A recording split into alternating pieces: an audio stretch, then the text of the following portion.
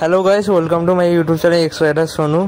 তোমরা আশা করি সবাই খুব ভালো আছো, ভালোই থাকা দরকার। আজকে অনেকজন কমেন্ট অনেকদিন থেকে করছিলো, এই জন্য আজকে তাদের জন্য একটা ভিডিও বানাচ্ছি। থাম্বনেল দেখলে বুঝতেই পেরে গেছে, আর কিছু বলা নেই। চলো শুরু করি ব্লগটা, মিনি ব্লগ। আজকে দেখেছি জায়গা দেখে বুঝতে পেরে গেছে, আজকে কাঁথি সেন্ট্রাল বাস স্ট্যান্ডে আসছি। কেন আমার অপারেশন আছে, তোমার হাতে একটু ইনফেকশন হয়ে গেছে, এই জন্য হাতে পাত বারকানো হবে। এই জন্য মেদিনীপুর যাবো, কারণ ভোর 5টা বাজে বাস আসছে, তোমার 5:30টার দিকে বেরিয়ে চলে যাবো। তোমার দেখতে হবে ব্লগ। মেদিনীপুরের রায় নার্সিং হোমে যাচ্ছি।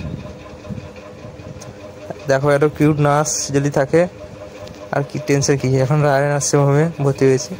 নার্স দেখে আমার হাসছে। এরপরে স্যালাইন দেওয়া হচ্ছে। নার্স বলছে তোমার এটা ইঞ্জেকশন দিব, দেখো। তার আমি বলছি এটা গরুকে দিবে না আমাকে দিবে, সেই জন্য হাসছিল। আবার প্যাং হচ্ছে, স্যালাইন দেওয়া চলছে হাতে। এটা কালকে রাতে ওটি হয়েছে, এই জন্য হাতের থেকে পাতগা ছিল, এগুলো বারকানো হয়েছে। অপারেশন সাকসেসফুল হয়ে গেছে। হাতে দেখো পাতগা এগুলো ছিল হাতে। নাক আর মা দেখাচ্ছে। আজকেই বিকালে ছেড়ে দেবে, কালকে তো সকালে এসেছি, বিকালে অপারেশন কমপ্লিট, আজকে রাতে বিকালের দিকে ছেড়ে দেবে।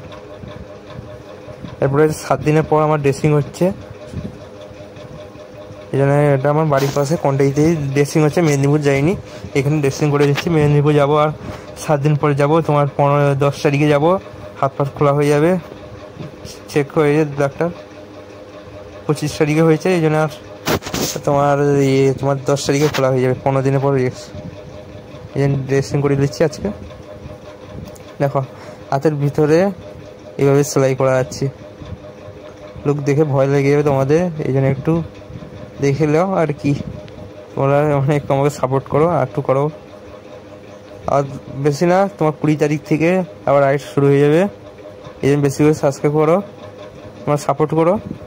এভাবে করবে তোমরা, জানিবি।